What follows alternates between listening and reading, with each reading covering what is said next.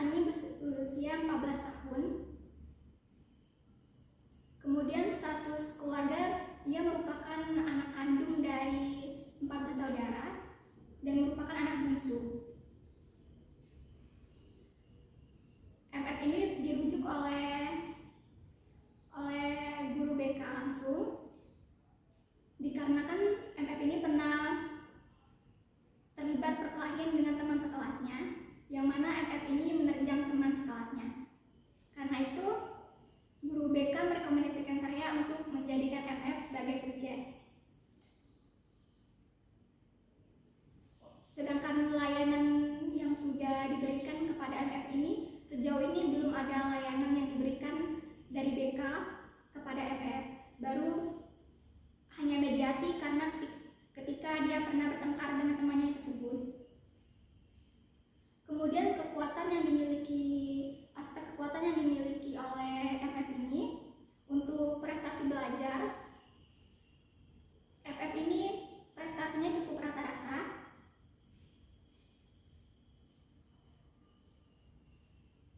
Dia lulusan dari SMP negeri yang juga merupakan sekolah rujukan di kecamatan tersebut. Kemudian melanjutkan di SMA negeri ini yang juga merupakan sekolah rujukan di kecamatan tersebut. Kemudian untuk kondisi kesehatan dari MF ini baik-baik saja. Dia sehat, secara fisik sehat, dan dia juga memiliki hobi bermain sepak bola dan juga mengikuti ekstrakurikuler poli. Kemudian untuk dukungan keluarga, seperti yang saya sebutkan tadi bahwa MF ini sekolah di SMP maupun SMA rujukan yang terdapat di kecamatannya tempat domisili dia tinggal. Kemudian untuk resiliensi MF ini, untuk resiliensi berdasarkan wawancara yang sudah saya lakukan, MF ini memiliki resiliensi yang cukup baik. Dia meyakini bahwa setiap masalah akan selesai dan ada jalan keluarnya. Kemudian untuk stabilitas emosinya kurang stabil. Kadang ketika dia merasa kesal, dia langsung memarahi temannya, dan kadang bersifat agresif juga seperti yang tadi. Karena akibat dia tersinggung, dia melakukan pertengkaran dengan teman sekelasnya. Kemudian kepribadian MF ini memiliki kepribadian yang cukup tertutup. Itu bisa dilihat dari gesturnya ketika diwawancara, kelihatan tidak nyaman, dan bahkan sebelum wawancara dimulai dia sempat untuk meminta saudara kembarnya yang juga bersekolah di sana di kelas yang berbeda untuk menggantikan dirinya sebagai subjek wawancara atau narasumber wawancara.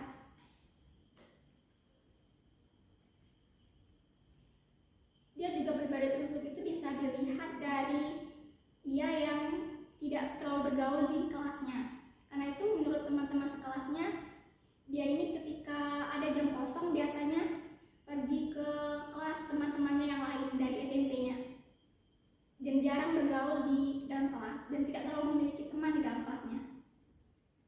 Kemudian keterbatasan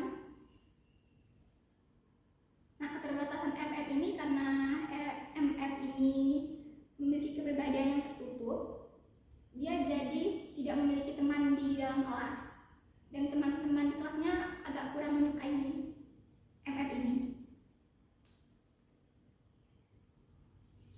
Kemudian juga MF ini menunjukkan rasa cemasnya ketika diwawancara, seperti yang sudah dibilang.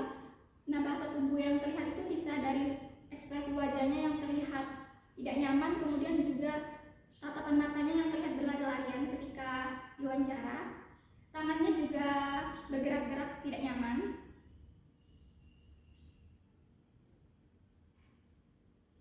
Nah, kemudian impresi terhadap masalah menurut formal konten, saran intervensi, dan prognosis. Nah, jadi berdasarkan wawancara dan observasi serta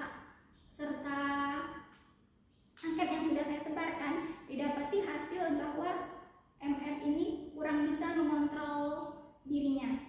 Terbukti dengan dia yang pernah bertengkar dengan teman sekelasnya.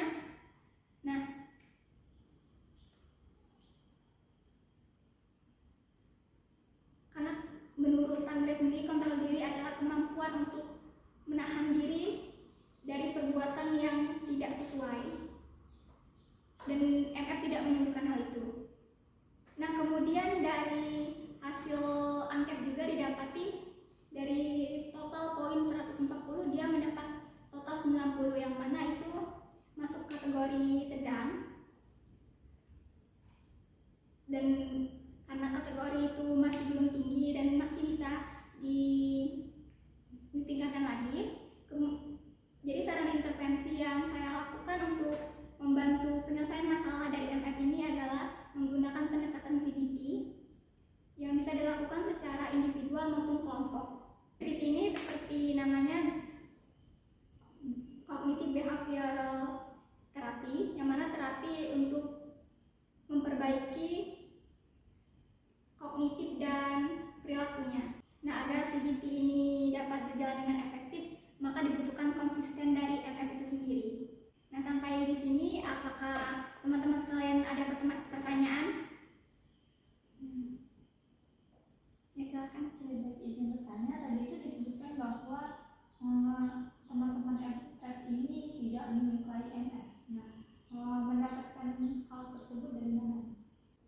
Nah, adapun informasi tersebut saya dapatkan dari teman-teman sekelasnya. Ada total 3 orang. Di sana kami berbincang-bincang mengenai berbagai macam hal, dan salah satunya menyinggung tentang MF ini. Nah, teman-teman ini berkata bahwa MF ini pribadi yang tidak suka membaur di kelasnya. Jadi ketika jam kos itu sering keluar kelas dan berkumpul dengan teman-temannya yang lain. Nah, karena itu mereka jadi merasa tidak akrab mungkin, dan karena itu juga, nah selain itu juga MF ini bergabung dengan kelompok yang suka berbuat onar. Jadi semakin teman-teman sekelasnya tidak menyukai dia. Bagaimana? Terima kasih. Apakah ada lagi pertanyaan? Oke, izin bertanya, tadi kan kamu memilih pendekatan menggunakan CBT. Mengapa kamu memilih pendekatan itu untuk menyelesaikan permasalahan konflik? Baik, terima kasih. Jadi mengapa saya memilih CBT ini? Karena CBT itu kan berfungsi untuk mengubah pola pikir dan perilaku seorang. Nah, adapun saya mengambil CBT ini bertujuan agar si MF ini dapat mengubah pikirannya menjadi lebih berpikir panjang sebelum melakukan suatu tindakan, dan mengubah juga perilakunya yang impulsif dan agresif seperti berkelahi tadi. Apakah cukup? Apakah ada lagi pertanyaan? Tidak ada. Baiklah, terima kasih. Mungkin itulah presentasi yang dapat saya sampaikan. Saya ucapkan wassalamualaikum warahmatullahi wabarakatuh. Waalaikumsalam warahmatullahi wabarakatuh.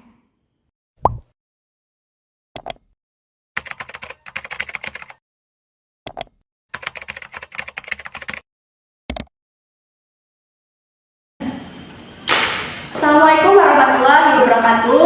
Waalaikumsalam warahmatullahi wabarakatuh. Sebelumnya saya ingin berterima kasih kepada Bapak Dr. Yosep MA, Bapak Dr. Alrefi MPD, dan Ibu Vera Bekti Rahayu MC selaku dosen pengampu mata kuliah asesmen ranah afektif ini, dan juga teman-teman yang sudah bersedia mendengarkan pemaparan laporan saya ini. Perkenalkan, nama saya Rokia. Di sini saya mendapat kesempatan untuk melakukan penelitian kepada seorang siswi SMK Negeri 7 Palembang berinisial LA yang merupakan siswi kelas 11 DKV 1. Subjek merupakan anak kandung dari 2 bersaudara.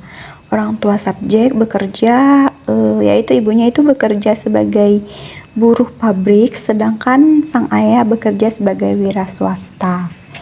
Nah, permasalahan yang dihadapi subjek ini itu dia memiliki ketakutan tersendiri ketika presentasi atau berbicara di depan umum. Dia ini memiliki rasa kurang percaya diri, sering gugup, berkeringat dingin secara tiba-tiba, gemetar dan grogi. Subjek ini merupakan anak bungsu. Ia memiliki satu kakak berjenis kelamin perempuan. Nah, sumber rujukan berasal dari guru BK, di mana permasalahan subjek ini diketahui guru BK baru sekitar 3 minggu yang lalu. Guru BK mendapat laporan dari wali kelas bahwa si subjek ini memiliki rasa kurang percaya diri ketika presentasi di kelas. Nah, kekuatan subjek ini dikenal sebagai seorang siswi yang cukup berpotensi di bidang akademik.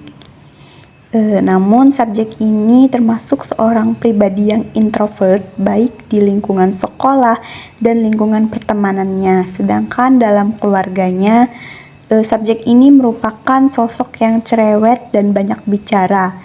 Di sekolah, ia termasuk pribadi yang tertutup dan tidak suka berbaur dengan teman-temannya.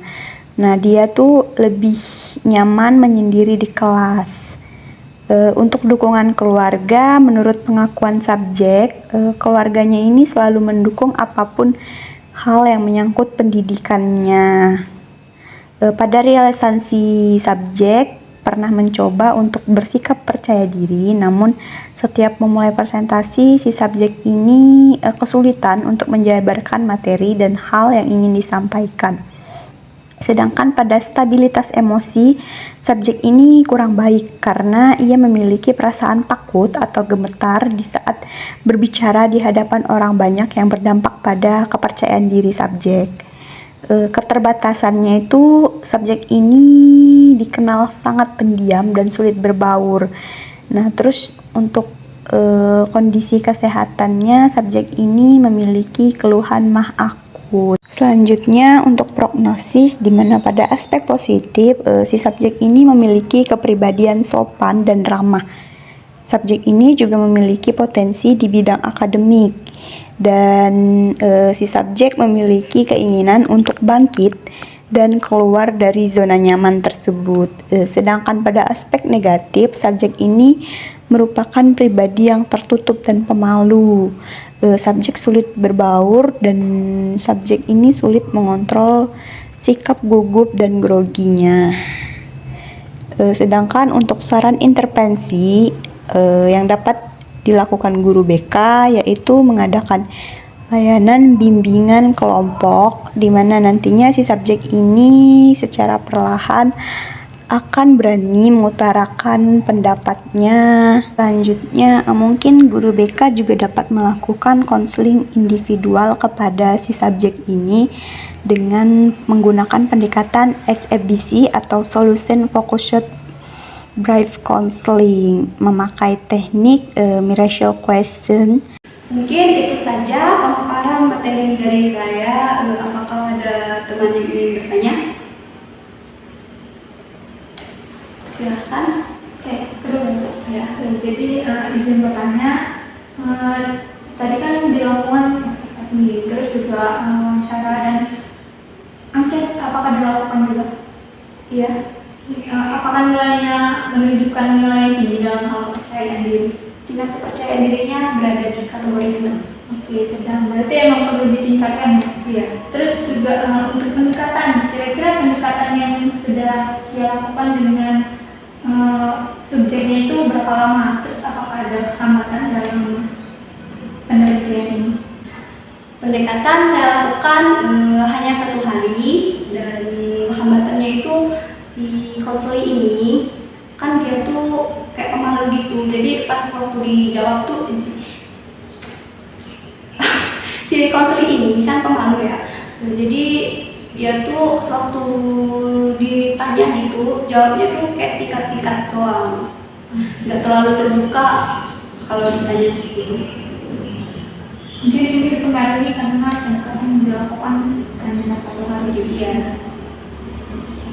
Baik, terima kasih. Saya ingin bertanya, jadi tadi dia memilih intervensi menggunakan pendekatan SFBC. Nah, alasan kenapa dia memilih itu bisa dijelaskan? Oke, jadi di sini saya kan memilih 2 saran intervensi ya. Yang pertama itu kan layanan bimbingan kelompok. Nah, terus sama konseling individual dengan pendekatan SDBC dengan teknik Miracle Question gitu. Tujuan saya memilih di SDBC ini dengan teknik Miracle Question itu di sini saya ingin si guru BK ini mengajak konseli secara perlahan untuk berubah dan keluar dari zona nyaman melalui dengan cara dia tuh kayak berandai-andai itu mengenai hal menyenangkan yang dia lakukan apabila permasalahannya tersebut terselesaikan. Seperti itu. Apakah ada lagi? Jadi menambahkan untuk saran intervensi mungkin bisa ditambahi untuk lebih kayak yang dianya takut untuk ngomong di depan tadi bisa diberikan kayak desensitisasi yang dimana konseli itu diletakkan pada situasi yang mana dia takuti. Kayak ketika konseli BK itu memberikan situasi dimana nanti subjek itu melakukan presentasi di depan kelas gitu dibayangkan untuk melindungi sensitifnya terhadap kepercayaan dirinya untuk maju ke depan gitu tadi. Mungkin saya punya sarannya. Oke, apakah ada lagi? Baiklah, mungkin sekian presentasi dari saya. Terima kasih sekali lagi kepada Bapak, Ibu, dan teman-teman sekalian. Saya akhiri. Wabillahi taufiq wal hidayah. Wassalamualaikum warahmatullahi wabarakatuh.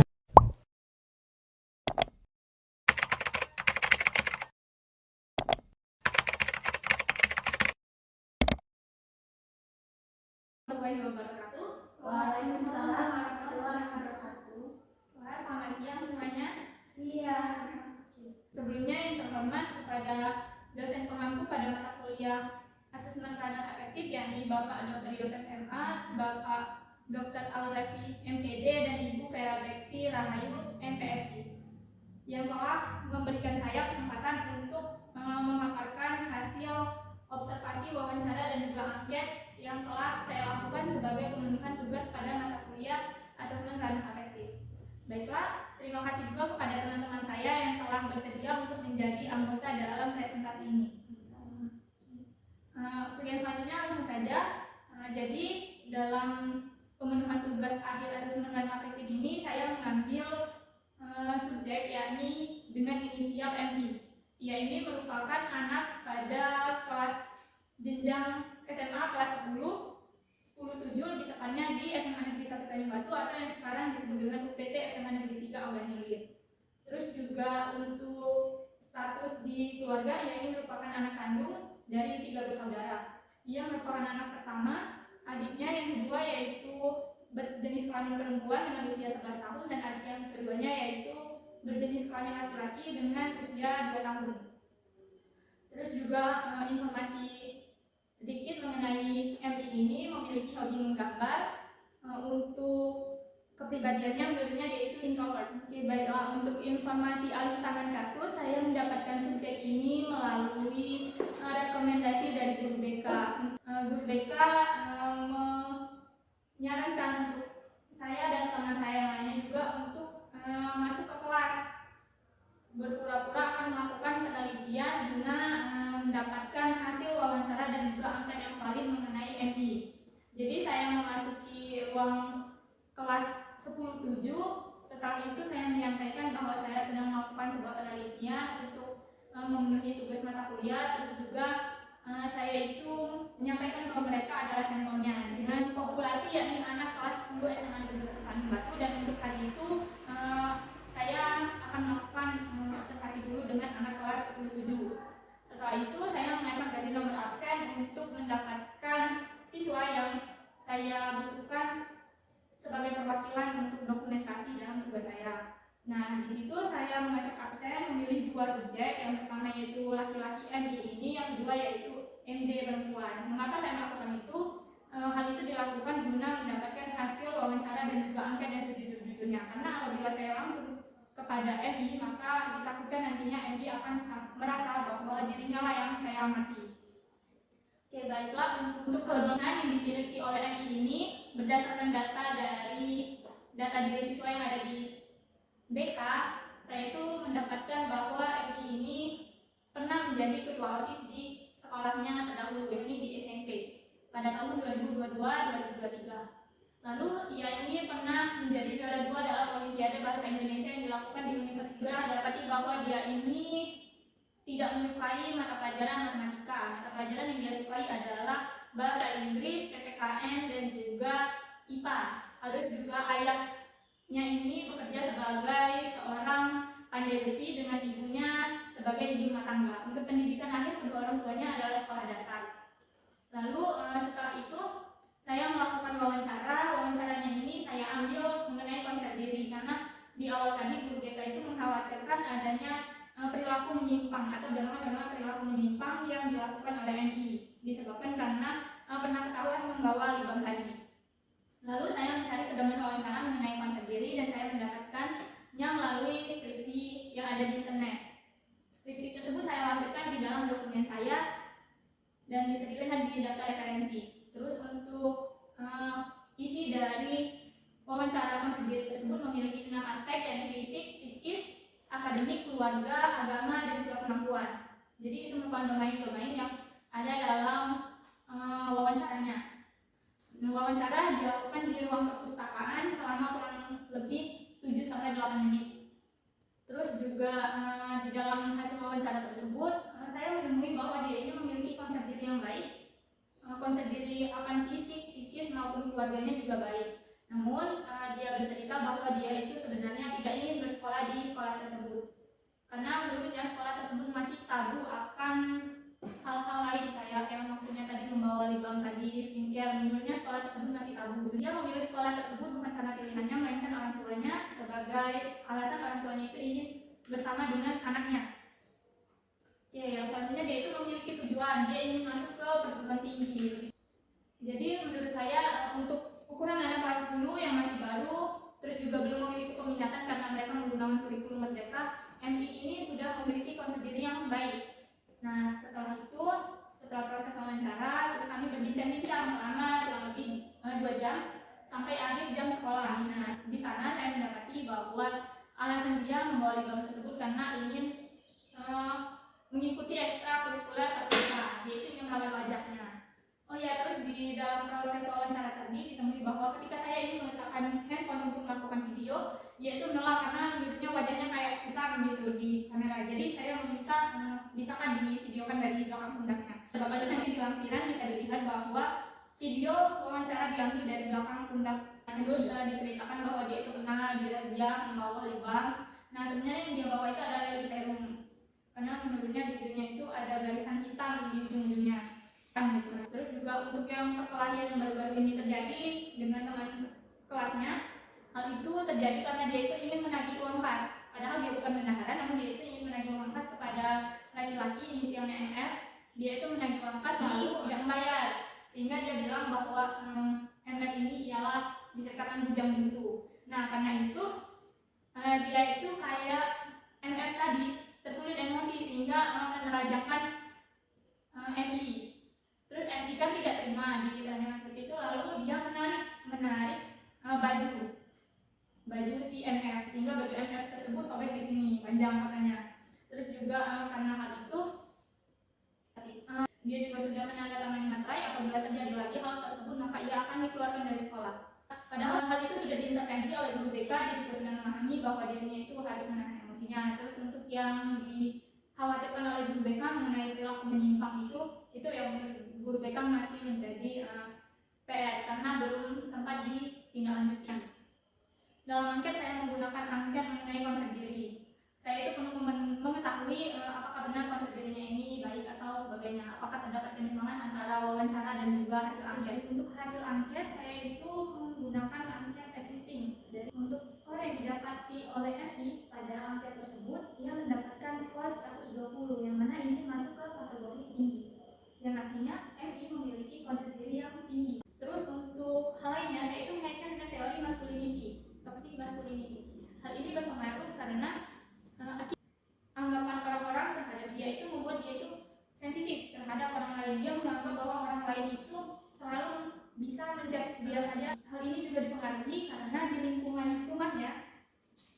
perilakunya kayak dia membawa lip balm, memakai lip balm untuk laki-laki, merawat wajah itu merupakan hal yang wajar karena ada beberapa temannya juga yang melakukan hal tersebut. Namun ketika dia ke sekolah, perilaku ini ternyata masih tabu dan belum bisa diterima oleh pihak sekolah. Jadi permasalahan yang dialami ini sebenarnya yaitu pandangan dia terhadap orang lain yang selalu buruk, terus juga dia ini negatif terus pandangannya kepada orang lain.